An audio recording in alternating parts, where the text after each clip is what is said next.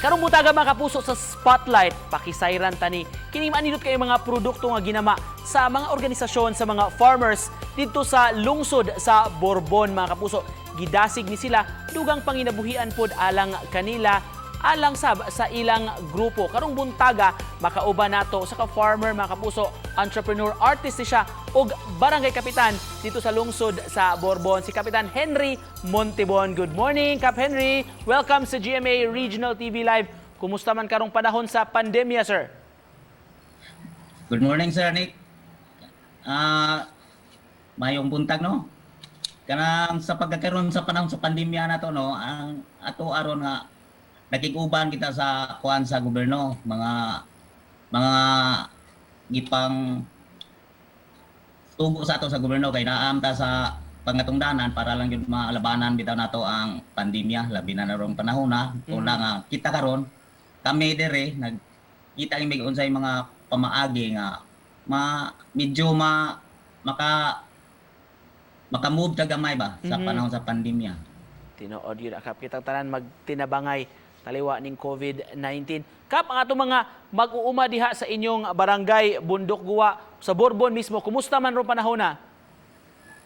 Karon nung panahon na, sir, kay labi na kanang naata sa pandemya, no, giawha gina namo ang mga mag-uuma na to nga mananom kita nya mo support gimi sa programa sa labi na sa ato ang gobernador sa sugbusog nya mga hagrising, mga vegetable gardening, labi na sa backyard gardening ato mga mama ato yung tudluan o unsaon pagpananom, no. Kap, atong hisgutan ni mga livelihood projects sa inyong asosasyon diha. Kap, can you tell us more about this? Sa mga kababayan naa sa tay rug making, nya nasa tay kani bitawng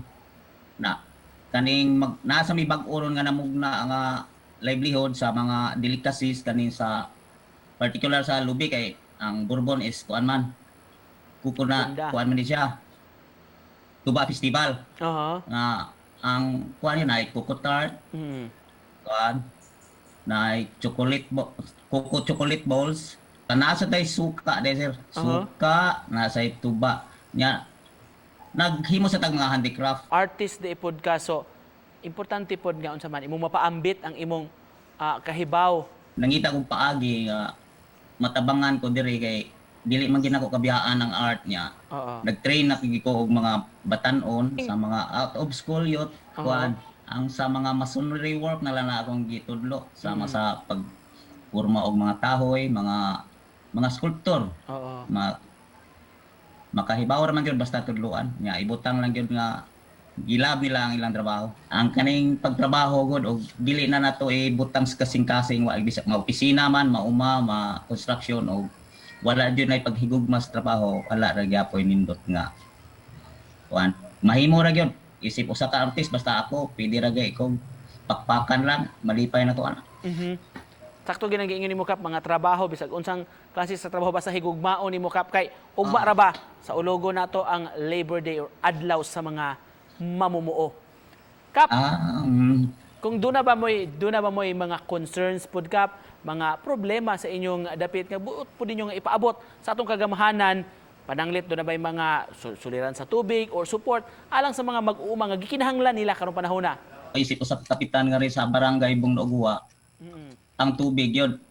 Dili man good. Tanaw na ko sa tubig dire.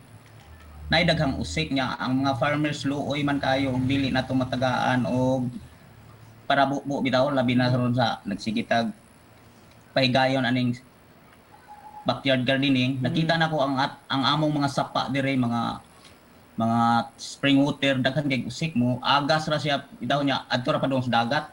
So ang solusyon siguro murag bisag ginagmay lang makina na atay kada sityo siguro atong tagaag makina nga maka-supply nga to sa ilahang sityo. Alright, Kap, isip panapos, Kap, pwede may mga igmensahe nimo alang sa atong mga mag-uuma nga atong yung saluduhan, Kap, labi na ning kasaulugan sa Labor Day, Kap, mga anak sa singot sa ilang pagbudlay matag adlaw unsa imong buot ipaabot nga mensahe, Kap? Ug unsay ato trabaho ato yung ibutang sa nindot nga pamaagi ba nga mo mo tay pag-ingnon nga higugmaon ginato atong trabaho.